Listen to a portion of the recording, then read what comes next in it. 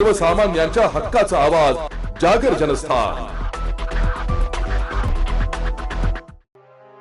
नाशिकच्या भद्रकाली पोलीस ठाण्यातून ताब्यात असलेला सराईत गुन्हेगार पोलिसांच्या हाताला झटका देऊन फरार झाल्याची घटना दिनांक 29 एप्रिल रोजी सायंकाळच्या सुमारास घडली। याबाबत 30 एप्रिल रोजी दुपारी 1:30 वाजता पोलिसांकडून मिळालेल्या माहितीनुसार प्राणघातक हल्ला प्रकरणातील सराईत आरोपीने भद्रकाली पोलीस ठाणे आवारात पोलिसाच्या हाताला झटका देऊन एका दुचाकीवर फरार झालाय।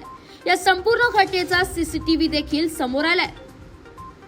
या आरोपीचे नाव क्रिश शिंदे, वय वर्ष 19, राहणार भद्रकाली नानावली। हा 2 दिवसांपूर्वी काठेगल्ली भागातील तपोवन रोडवर अमोल हिरवे यांच्यावर तिघांनी दगड आणि कोयत्याने मारहाण करून जीवे ठार मारण्याचा प्रयत्न केला होता। पोलिसांनी कारवाई करत क्रिश शिंदे यास ताब्यात घेतले होते।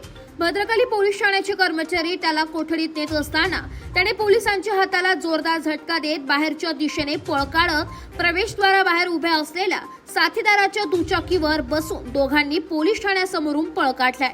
परंतु पोलिसांनी तात्काळ त्याचा पाठलाग करून त्याला ताब्यात घेतलाय। अचानक घडलेल्या घटनेने पोलिसांसह नागरिकांची देखील तारांबळ उडाली होती। या प्रकरणी सहाय्यक पोलीस निरीक्षक सत्यवान पवार पुढील तपास करीत आहे।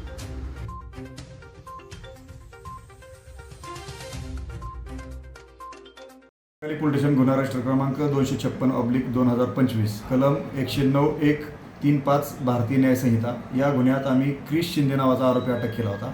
तो काल दिनांक 29 तारखेला पोलीस कस्टडीत असताना आमच्या अंमलदाराच्या हाताला झटका देऊन तो पळून गेला होता। त्याला मदत करणारा किरण परदेशी नावाच्या इसमाच्या गाडीवर बसून पळून गेला होता। तर आम्ही त्या संदर्भात आमच्या DB पथकाचे सत्यवान पवार आणि पथक यांनी आज पाटे किरण परदेशी या इसमाला ताब्यात घेतलं होतं।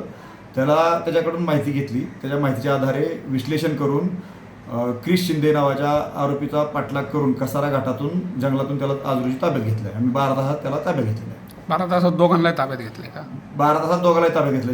ज्यांनी मदत केली किरण परदेशी यालाही ताब्यात घेतलं होतं आम्ही पाटेच, आणि त्याला आज रोजी दुपारी त्याला ताब्यात घेतलेलं आहे क्रिश शिंदे।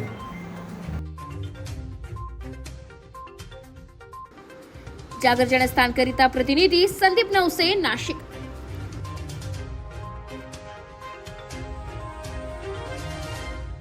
नाशिककरांना सूचित करण्यात येत आहे की 2025-26 या वित्तीय वर्षाचे मालमत्ता कराचे देयके मनपाच्या संकेतस्थळावर उपलब्ध करून देण्यात आलेली आहेत। त्यानुसार मालमत्ता कराची एक रकमी आगाऊ भरणा व ऑनलाईन भरणा केल्यास विशेष सवलत देण्यात येणार आहे। चालू वित्तीय वर्षाचा मालमत्ता कर एक रकमी भरल्यास एप्रिल महिन्यात 8% सूट, मे महिन्यात 6% सूट, जून महिन्यात 3% सूट मिळेल। तसेच ऑनलाईन पेमेंट करणाऱ्यांसाठी 5% किंवा 3000ची सूट मिळेल। नाशिक महानगरपालिकेच्या कर आकारणी विभागाद्वारे जनहितार्थ प्रसारित।